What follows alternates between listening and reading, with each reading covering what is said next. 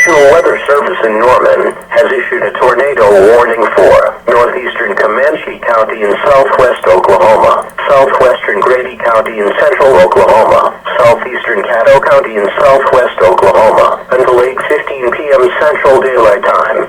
At 7:35 p.m. Central Daylight Time, National Weather Service meteorologists detected a severe thunderstorm capable of producing a tornado.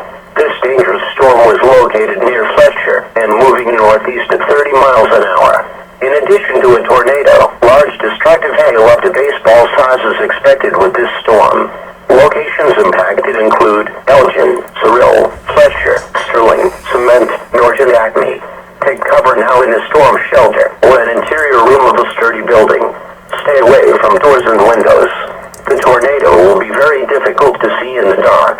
Do not wait. Take cover now.